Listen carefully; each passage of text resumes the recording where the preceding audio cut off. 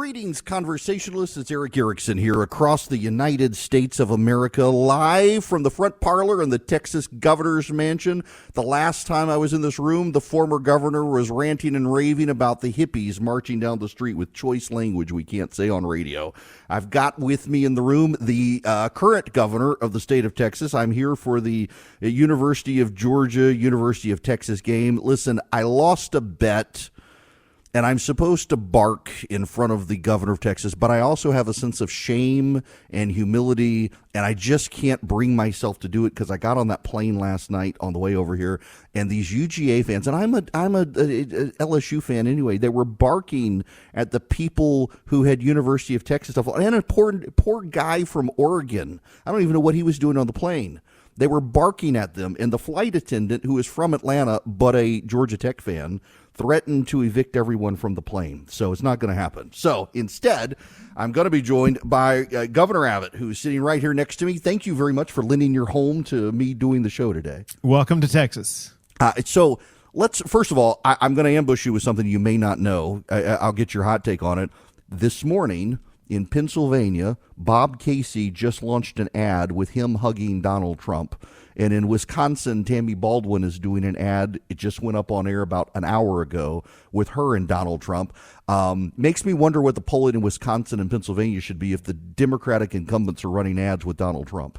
Is showing the desperation that Kamala has also shown already, and that is Kamala is a sinking ship. Once she begin talking to people, having to answer real questions, people finally realize she's a blank deck. She has no idea what she's talking about. And so her ship is sinking as Kamala's ship is sinking. It's going to be difficult for Democrats in these close races for Senate like Casey in Pennsylvania. And they're going to be doing everything they can, even if it's embracing former President Trump, now soon to be elected to be the next president of the United States. Such a threat to democracy. Okay, I want to talk to you about Texas because, first of all, I'm a big fan of this state. If I wasn't living where I live right now with my wife, I would probably find somewhere in Texas to live. Being from Louisiana, I actually had a ton of family from Texas. My mother's family were very hard advocates of me going to Texas A&M, but I didn't. Didn't go to LSU either. Went over to Georgia, met my wife, and stayed. But you guys are dealing with a crisis that no one else seems to be dealing with along the border. And now we've got the reports about the Venezuelan gang is in Texas. As the governor of the largest state in the continental United States, being overwhelmed with this sort of stuff, can you talk about the impact on your social services and the programs Texas has for the poor and how that's impacted before we even get into law enforcement? Well, obviously, whenever you have people coming into the country illegally, it poses great challenges, whether it be on health care, on education, so many other ways. It poses a challenge, and that's exactly why I issued an order to all the hospitals in the state of Texas that they begin to calculate, determine, assess, and inform me about any expenses they have incurred. Because let me tell you what we're going to be seeking to do. We are seeking to recover from the United States of America all costs incurred by the state of Texas for all these social services, because this is a problem created by the United States of America, not by the state of Texas. And the United States of America is requiring the state of Texas to incur and pay for these costs, and that is wrong. And so we will be sending a bill to Washington, D.C., and if they fail to pay, we will be sending a lawsuit to Washington, D.C. Now, if you talk to me, if you can, from what you can, about this Venezuelan gang, because there are now reports. A friend of mine who works with the DEA says they're now appearing in parts of Georgia and Gwinnett County, one of our most diverse counties. We have the situation in Aurora, Colorado. Now there have been reports about San Antonio and El Paso, and it sounds like this is the most violent gang, more so even than MS-13. They are the most violent gang internationally. They have been said to make MS-13 look like Junior League. And the fact of the matter is they're very well organized, but they both prey upon migrants, but also commit other crimes. There was a little 12-year-old girl in Houston, Texas, who was raped and murdered by two members of this Tren de Aragua gang, which is very dangerous. And that's exactly why I came out and said that this is public enemy number one. They're the number one gang that the state of Texas is going after. We have these anti-gang units where we work in collaboration with federal officials and with local law enforcement officials. We're all targeting them and going after them. I issue rewards for information about these gang members, and it's been leading to positive results. From El Paso, Texas, we arrested more than 100 potential Tren de Aragua gang members. In San Antonio, dozens have been arrested. In Houston, they've been arrested. In Dallas, they've been arrested.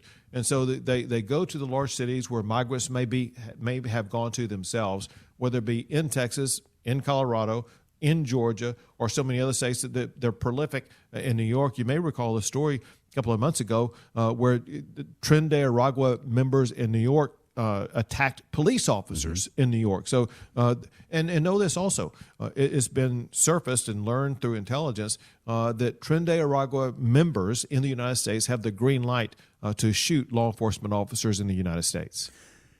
Now, I'm hearing you talk about this in the arrests, given that it was a gang that was set up inside prisons in Venezuela and spread from there. How does law enforcement deal with them then getting into a contained prison environment and not festering from inside? What do you do? Well, there's all types of strategies that can be used in prison to make sure that they are not able to, as you say, fester and grow and strengthen from within. But they're far better in prison than they are on our streets. Our job is twofold. One is to identify and arrest and jail any of these members, and in doing so, helping Tren de Aragua understand, listen, if you're coming to the United States of America, you made a bad decision coming to the state of Texas because you're not going to be able to roam free. You're not going to be able to form your organizations on our streets. We're going to do everything we can to seize your property, to arrest you, to put you out of business in the state of Texas. I want to shift gears and talk about something that you are a hero of mine on over this past year. I gave a speech last night to a Christian charity group in Atlanta before hopping the plane. One of the questions that came from the crowd is demographically, as this nation becomes more and more people dependent on government, fewer people paying taxes, how do you get people back? And I said, the only way that I know that's been proven in state after state that has seen people move back to the right away from Democrats is you offer school choice.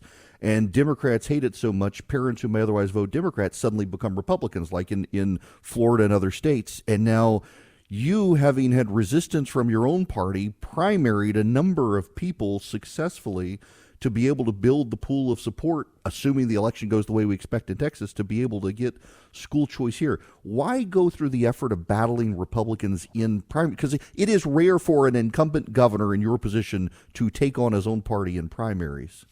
So I gave the legislature plenty of opportunities to vote in favor of school choice, and the Democrats always vote against it. In the Texas Senate, they always vote in favor of it. The only problem was in the Texas House, and there were enough Republicans in the Texas House that voted with the Democrats to deny school choice. Here's what happened, and that is when all of those Republicans in the Texas House this past year got elected in the primary 2 years ago, there was a ballot initiative asking those very same voters, do you support or do you not support school choice? In each of their districts, about 90% of the people who voted in favor of that House member said they support school choice. And then that House member went to Austin, Texas, and voted against the interests and desires of their own constituents. And so I said, you know what? I'm going to give every legislator a chance to pass school choice. And if you fail to do it, we're going to do it the hard way. And I will publicly campaign against you to defeat you, to make sure that we elect somebody who represents the values, the articulated values and desires of their own constituents. So all I was doing, their constituents are my constituents also. I was fighting for my constituents, for their constituents, for their value set, to make sure their constituents were going to have school choice. And we won overwhelmingly. We now have enough votes in the Texas House of Representatives to pass school choice, and that's exactly what we will do in the coming session. Now, I know teachers' unions are pouring money in now to try to, in some districts, either obstruct in the House or the Senate. They've been pouring money in against Ted Cruz. I know the latest polling has him ahead. It seems remarkable to me, and one of the things I love about Texas is this happens, it seems like, every couple of years, where Democrats throw their money into this state thinking they can take it, which deprives them of money in states they might be able to take. And, I mean, they just make suckers bets in Texas and keep losing. We call it the great incinerator because their money is incinerated when it comes here. Let's go back in time to my race 2 years ago when Beto O'Rourke ran. And he got most of his money from outside the state of Texas, more than $100 million, and it was all incinerated. And so that's a good thing because this is where Democrat money comes to die. I forgot. The white Stacey Abrams ran against you, and yes, he and Stacey Abrams, the gifts that the Democrats have kept on giving to us.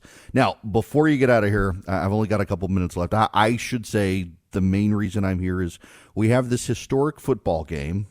And the pride of Georgia, my flagship station in Atlanta, #1 midday radio show there right now, and all these UGA fans listening who thought they were going to have a fantastic year, and now they're coming to Texas, and the odds don't look good. But I know Governor Kemp is coming over. He's probably barking on his way over from Houston where he's driving, and I'm assuming you feel confident about the University of Texas. Listen, Texas has put together a very solid team, but understand this. Texas respects every opponent, but especially an opponent like Georgia. Georgia is a legendary team, and they deserve to be recognized for the champions they are, unless and until we are able to stand up and beat them.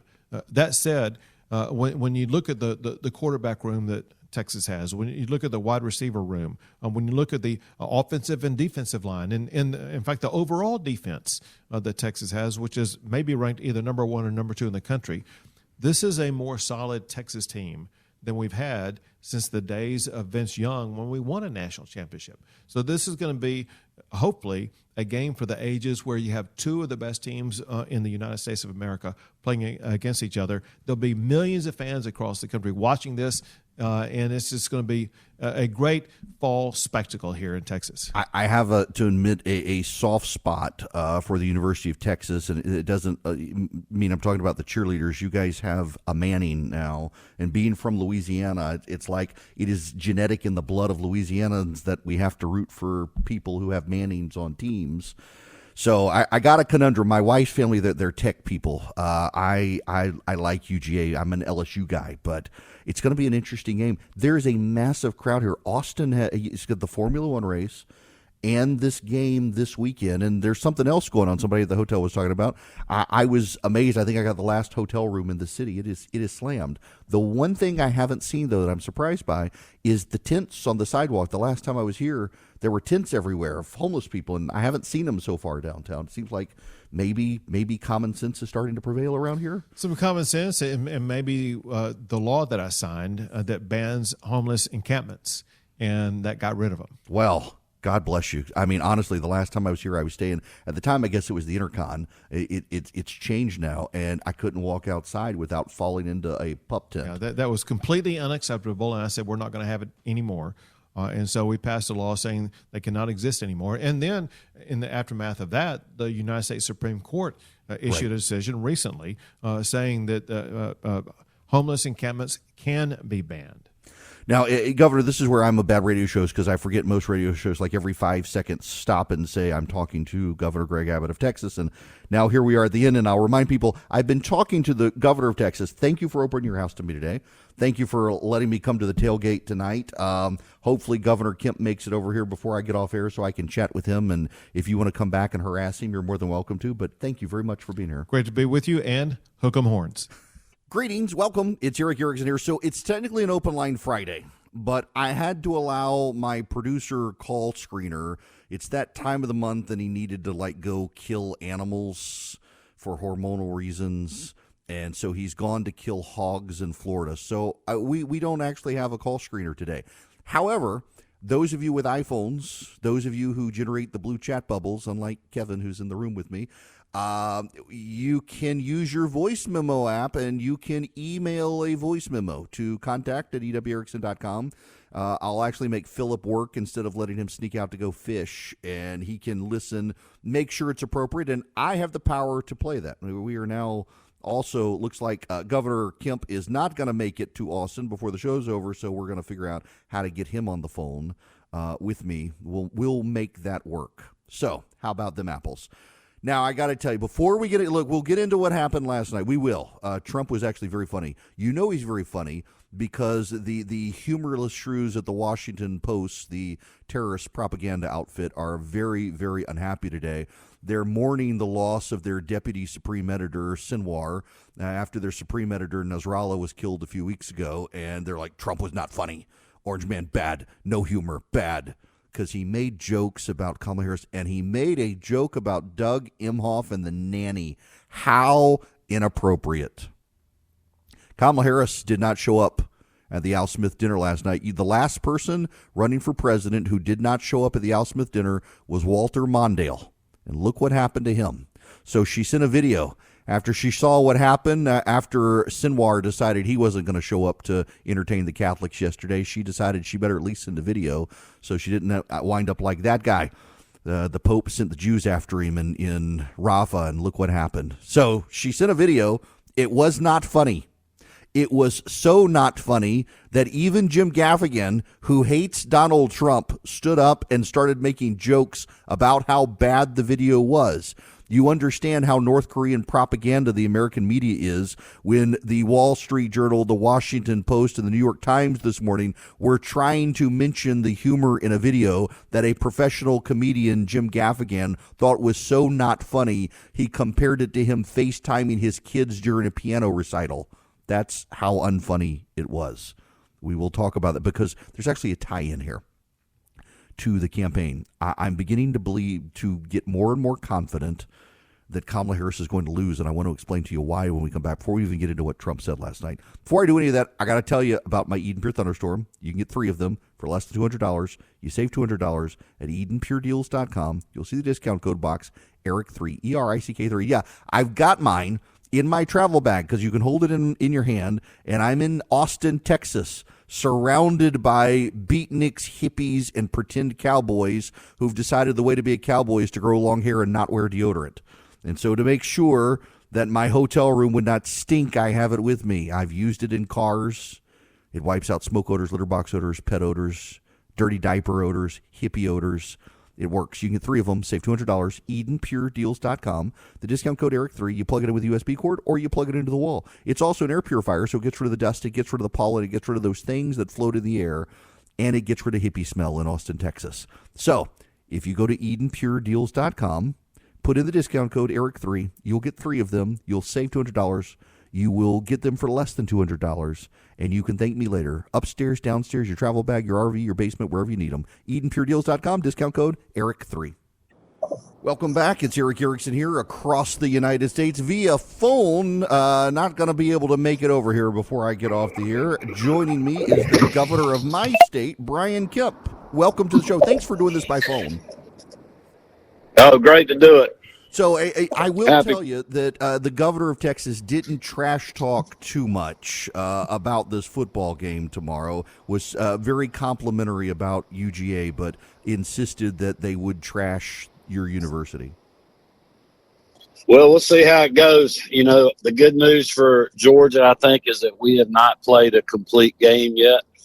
We've also had 2 really tough SEC road games, and I think that'll help us being out here in Austin. But it's going to be an incredible atmosphere. Georgia's got a really tough schedule. Got a few folks banged up.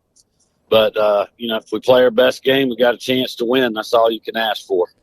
So, I want to put something on your radar that I brought up to Governor Abbott's attention. You might not have heard that Tammy Baldwin in Wisconsin about 2 hours ago now, and Bob Casey in Pennsylvania this morning both launched advertisements that have them with Donald Trump, talking about how they agree with Donald Trump on trade policy. And I'm kind of interpreting that as a sign that the Democrats are starting to think the polling for Kamala Harris isn't going the way they thought it would. Well, I was actually just reading your show notes, Eric, and I saw that advertisement that Casey has out there, and I think that's a telling sign. I mean, to me, for Republicans, we have just got to keep our foot on the gas, get the vote out, don't take anything for granted. But it just seems like the Harris campaign and her and a lot of these other folks really have been pandering just to get every vote that they can. And certainly when you see a United States senator breaking, a Democrat breaking with their party and with the president and the vice president on their economic policies, it tells you a lot about what's going on right now. And I just hope the voters don't, let people flip-flop like that and they send Republicans to take control of the United States Senate. Governor, and for those of you just tuning in, I'm talking to Governor Kemp from Georgia while I'm over here in the governor's mansion in Texas. And Governor Abbott and I were talking about the Venezuelan gang that now he said there have been Houston, Dallas, San Antonio, El Paso. A friend of mine who works with the DEA said there have been concerns about this gang in Gwinnett County and elsewhere. Are they on the radar in Georgia for you guys? They are a little bit. I mean, we haven't seen certainly, the instances like some other states have, but, it's like Governor Abbott said before, I've said before, the other Republican governors, every state is a border state now because of this administration's border policies or lack of them. And, being 3 weeks before the presidential election or a little less than that now and them acting like they're going to be tough on the border. They just haven't done that. They didn't do that from 2020 to 2022 and they controlled all three branches of the government, and they haven't done that now. And we just cannot let them flip-flop on that issue either. But we're all dealing with those things, Eric. Human trafficking, drugs, fentanyl, these gangs coming into the country, people that are on the terrorist watch list coming into the country. And that's why this election is so important. Now, speaking of the election, I know you're doing ground game efforts in Georgia, not just for the state legislature, but presidential turnout as well. Get out the vote rally in North Georgia coming up in another week or so. I mean, how do you see things? Early vote is so non-determinative at this point, but it does seem like Republican counties seem to be engaged so far. Well, we're still modeling that out, but look, the first couple of days of early voting, it's our belief that Republicans have turned out very strong in historic kind of ways. But I don't want to get too overconfident. I mean, I think that's a great sign that our people are going to bank their vote. They're going to pull the trigger. They're taking their name off the list. It allows us to be more efficient of getting the vote out with less people to have to go get, especially for base Republicans as we get closer to Election Day. But we also know that, the Democrats normally make up votes on us over the weekend. And so they're very good at that. So we got to take all this with a grain of salt. I'm very pleased with what I've seen, but we just got to keep working hard. We got to keep getting the vote out. That's certainly what we're doing for base turnout that helps the whole ticket, including President Trump. But also we're focused, really laser focused on a few of our vulnerable state house and state Senate seats. And we got some targets that we're going after to win some seats back. And so we just got to stay motivated and keep working hard for a few more weeks now. Well, I'm glad you brought up the state legislature because I know the state house, there are a couple of seats. We're probably not in danger of losing the majority, but maybe getting too close for comfort. It seems like, from what I've been reading, the Democratic ground game in Georgia might not be as well as they thought it was. And at the same time, we've got some Republicans who really do seem to be in dogfights in the northern suburbs of Atlanta, and then some in, I guess, some of the South Georgia cities.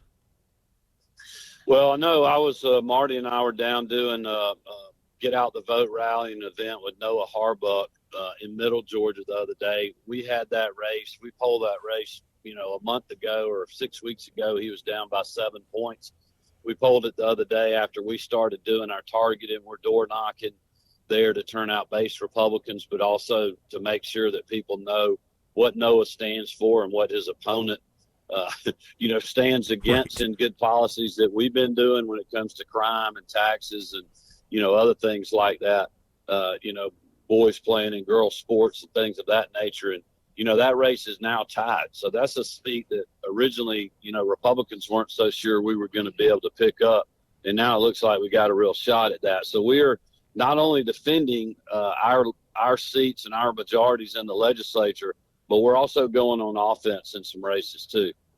Now, before you get off here, let me just let you put in your plug for early and absentee voting. I've got my absentee ballot. It showed up at the house yesterday when I wasn't there and intend to cast it. But I keep trying to tell my Republican friends that you don't know what the weather is going to be on Election Day, and the system has been made, as you say, easy to vote and hard to cheat. So you might as well get out there as soon as they can and make sure their vote gets cast. Well, that's exactly what I'm going to do as soon as I can get back to Athens. I'm going to vote early. I'm going to bank my vote. I mean, to me, this is a shirts and skins election. Most people are not undecided. If you're one of those people, like you said on the radio the other day, go cast your ballot. You'll quit getting mailers. You'll hopefully quit getting phone calls, and people will leave you alone. But it really is the best way for us to be efficient and to make sure we're getting all our people out to vote.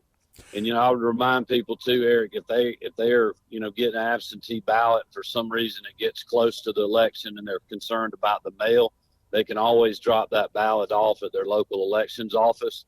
So I would encourage them to do that as well.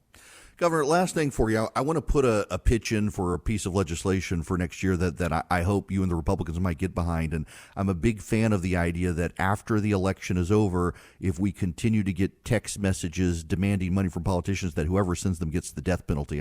I think that might get bipartisan support for that. I think you probably would. Governor, thank you so much. Go Dogs, and I hope you have a great weekend. You're going to be over here for this game, right? Yeah, we're actually headed to Austin now. So go Dogs! We need a big win this weekend. Well, maybe I'll see you over here tonight at this party. Thanks very much for calling in. Yeah, have a great day. Thank you. You too. That is Brian Kemp, the governor of Georgia. Y'all, I think you get bipartisan support for this. The amount of text messages. Now, so I'm also in the doghouse. I have to confess, at some point, someone tied my phone number to my wife. So my wife is not only getting text messages begging for donations from Christy, who's never made a political donation in her life, you should know. She's also getting them from me. She's not only getting them from me, she's actually getting real text messages from politicians for me. She got a text message the other day from some politician from some state. I don't even know who this person is, thinking that it was my cell phone number. Neither of us have any idea how this person got my cell phone number or got her cell phone number, let alone thought it was me. And you know who gets in trouble for that stuff.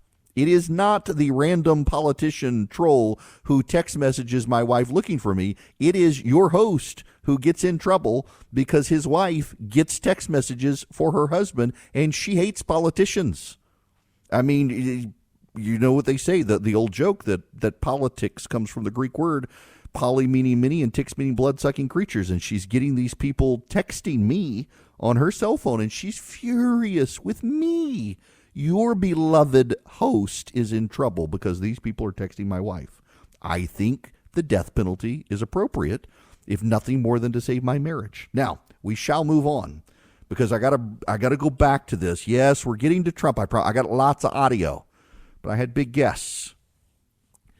Kamala Harris, I'm beginning to believe, is going to lose. I was talking to a Democratic friend of mine yesterday who every single one of you listening to me right now would know who this person is. They are regularly on television, and the despair in his voice was palpable. The level of frustration in his voice is palpable. And what he was telling me, pulling back the curtain a little bit on the biggest problem between Kamala Harris, is the way she got her campaign structured. He's venting in large part about Joe Biden taking so long to drop out because Kamala Harris has his team and Barack Obama's team working together. And if you're a longtime listener to this program, you know those people hate each other's guts. So there's no clear chain of command.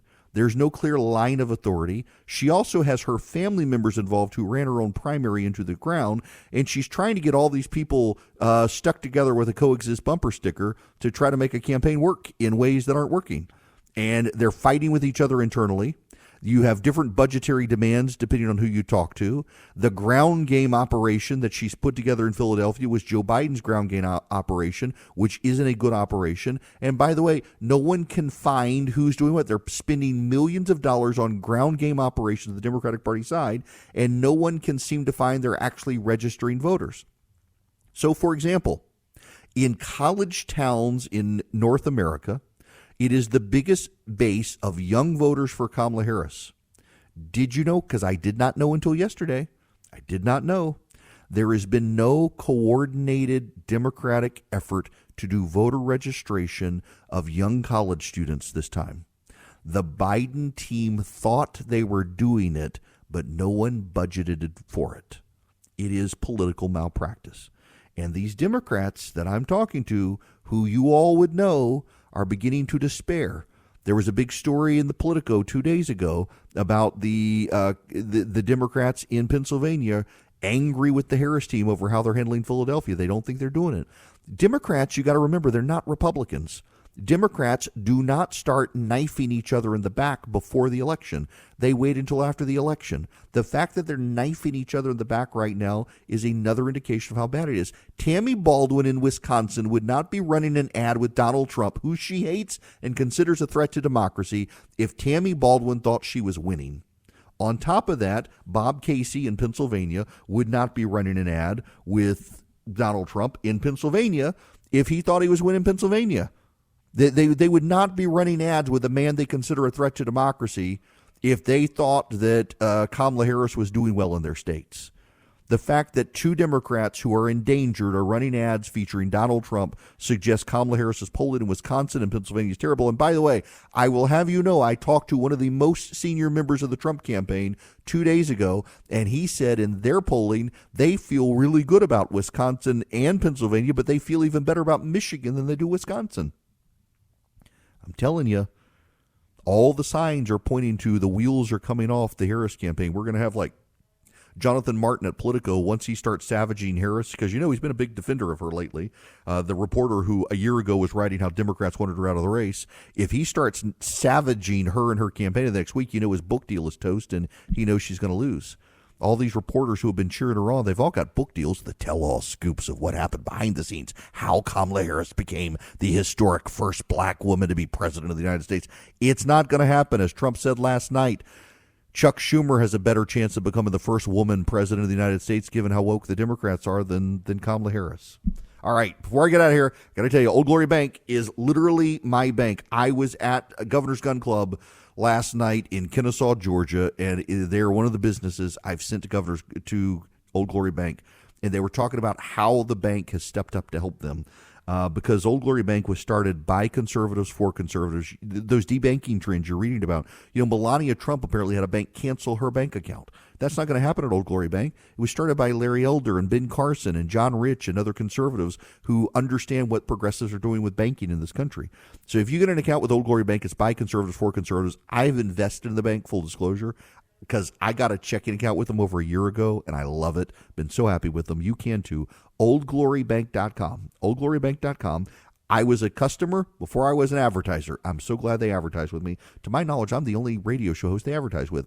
But I love that. They're great. If your kids need a checking account to put their cash in from lawn mowing and stuff, you can get a no-fee checking account for them. OldGloryBank.com, member FDIC, equal housing lender, terms and conditions apply. Welcome back. It is Eric Erickson here from the Governor's Mansion in Austin, Texas. It's a beautiful historic mansion. You know, so during one of the G8 conferences, they had an anti-capitalism protest, and someone Molotov cocktailed the Governor's Mansion. It was empty. Governor Perry was the governor at the time, and it was empty, and they burned it down. Thankfully, all the historic items had been removed as they were renovating it, and they had to rebuild it. It was one of the reasons Governor Perry told me he wanted to run for re-election, because the hippies burned his house down, with some choice words in there. It's a beautiful historic home. I am probably in an ancient chair, and my behind, I'm like, please don't poot in the chair because this is history. But who knows? I may have my butt on a chair that Sam Houston himself sat in. You can never tell around here. It's a beautiful old house. I'm sure I can find a real Dr. Pepper somewhere around here as well. And I can go to a real Whataburger. No offense to the Whataburgers in Georgia. I love you people, but you're not a Whataburger from Texas, where for some reason the Dr. Pepper at a Whataburger in Texas is the elixir of the gods. God Almighty himself says to the angels, go to Texas and get me a Dr. Pepper from Whataburger because it's perfect. Now, Start of the program brought to you by First Liberty Building and Loan. If you're buying a building. If you need a heavy equipment loan, reach out to my friends, the Frost family, at firstlibertyga.com. Tell them I sent you. For businesses, firstlibertyga.com. I'm waiting for the Democrats to wake up today and cancel Jim Gaffigan because he made a joke about Donald Trump being a threat to democracy, where he suggested that maybe the Democrats are considering the coup they executed against Joe Biden. Listen to this. The Democrats have been telling us Trump's reelection is a threat to democracy. In fact, they were so concerned of this threat, they staged a coup, ousted their democratically elected incumbent, and installed Kamala Harris. In other words, all her dreams have come true. Yes. Yeah, not only that, after Kamala Harris's poor video performance went over, it really was a Gaffigan making jokes about how terrible the video was, and the response from the crowd was so anemic. He actually couldn't get people to generate applause about Kamala Harris and joked that it was like him FaceTiming his kids from a piano concert. That's how bad it was. It was a terrible. She should have never even shown up at all. But had she done that, who knows what the Catholic. You don't make the Catholics mad. You don't do that. I was very disappointed Trump did not make Catholic jokes from the stage. Because, they're obligated to laugh at the jokes as long as he avoids priest jokes. But he didn't make a Pope joke. Nothing. There are so many good Pope jokes out there, and he didn't do it. But he made a lot of jokes about Kamala Harris. And poor old Chuck Schumer looked absolutely miserable sitting right next to Donald Trump. When we come back, I've got lots of audio from Donald Trump last night at the Al Smith dinner in New York City. And then we need to talk about the Democrats more and more openly talking about how we need an underclass of serfs in this country. From black skin to brown skin, they just want cheap labor.